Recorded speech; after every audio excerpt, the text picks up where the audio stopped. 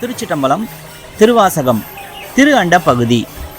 இன்று எனக்கு எளிவந்து அருளி அழிதரும் ஆக்கை ஒழியச் செய்த ஒன்பொருள் இன்றெனக்கு எளிவந்து இருந்தனன் போற்றி அழிதரும் ஆக்கை செய்தோன் போற்றி ஊற்றிருந்து உள்ளம் கழிப்போன் போற்றி.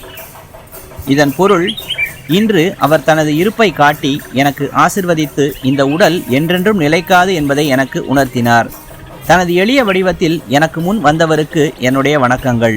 இந்த உடலை படைத்தவருக்கு என்னுடைய வணக்கங்கள். என் இதயத்தில் குடிக்கொண்டிருக்கும் எனக்கு மகிழ்ச்சியை தரும் அந்த இறைவனுக்கு என் வணக்கங்கள். திருச்சிட்டம்பலம்.